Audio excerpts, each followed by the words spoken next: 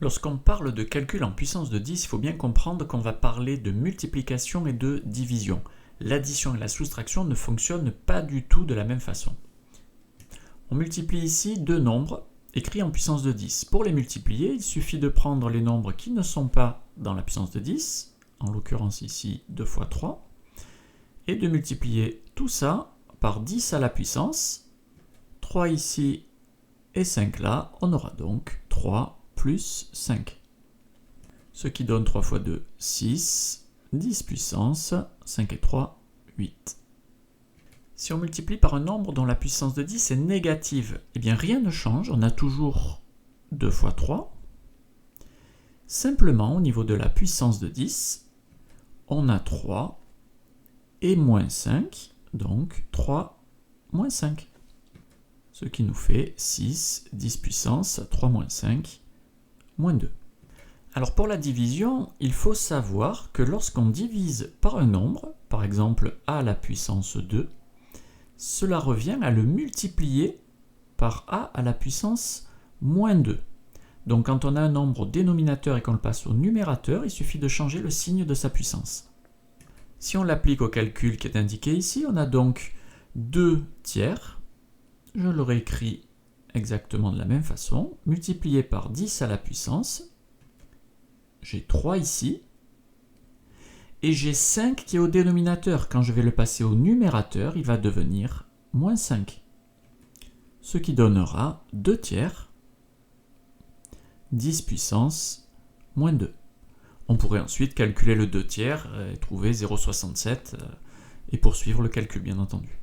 Je vois que si je divise par un nombre dont la puissance est négative, eh bien, je peux reproduire exactement le même calcul, sauf que j'ai ici 3, et là, je vais retrancher moins 5, donc moins 5, ce qui me donnera 2 tiers, exactement comme tout à l'heure, 10 puissance, 3 moins 5, c'est-à-dire 3 plus 5, 8. Alors pour vous montrer un des intérêts des calculs en puissance de 10, on va prendre un calcul classique de lycée qui consiste à calculer la constante de gravitation au niveau de la surface de la Terre. Le calcul s'écrit donc 6,67 10 puissance moins 11 multiplié par la masse de la Terre 5,97 10 puissance 24 divisé par le rayon de la Terre au carré 6400 fois 10 puissance 3 mètres au carré. Je veux vous montrer qu'ici je peux avoir une idée de l'ordre de grandeur du résultat extrêmement rapidement. Comment est-ce qu'on va faire? Alors comme tout à l'heure, on va commencer par repérer les puissances de 10. J'en ai ici moins 11. Puis j'en ai ici 24. Que j'ajoute. Regardons au dénominateur. J'ai ici 6400. 6400, je pourrais l'écrire 6,400 fois 1000, donc 10 puissance 3.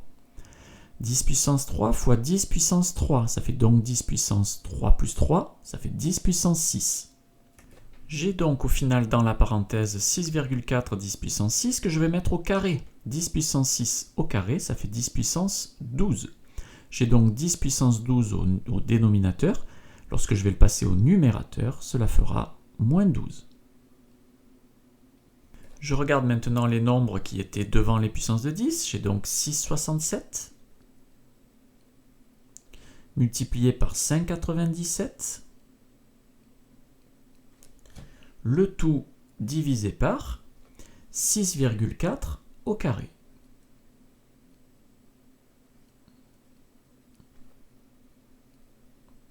Si je veux un ordre de grandeur, j'ai donc à peu près 6 multiplié par 6 divisé par 6 fois 6. 6 fois 6 divisé par 6 fois 6, ça vaut à peu près 1. Multiplié par 10 puissance, 24 moins 12 moins 11, c'est-à-dire 24 moins 23, 10 puissance 1. J'ai donc un résultat qui vaut à peu près 10. Vous voyez que sans calculatrice, calculer en puissance de 10 me permet de trouver très facilement un ordre de grandeur. Un dernier exemple pour vous montrer la puissance de cet outil, je vais prendre 7 chiffres au hasard, 3, 2, 1, 8, 7, 5, 6, ça fait bien 7 chiffres, que je vais diviser par 5 chiffres pris au hasard, par exemple 5, 2, 8, 1 et 3. Et je voudrais avoir une idée du résultat.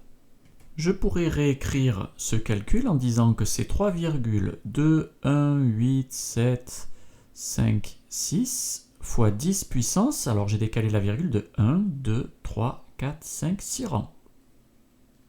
Je fais la même chose pour le nombre qui se trouve au dénominateur. Et je vois que j'ai décalé de 1, 2, 3, 4 rangs. Et j'applique la méthode de calcul utilisée précédemment. Je regarde les puissances de 10 obtenues, ce qui me donne 10 puissance 6 moins 4, donc 10 puissance 2. Et pour les nombres qui sont devant, je vois que j'ai 3 cinquièmes, donc je ne serai pas très loin de 3 cinquièmes 10 puissance 2. 3 divisé par 5, c'est 0,6 fois 10 puissance 2. Eh bien, j'ai une valeur qui vaut à peu près 60.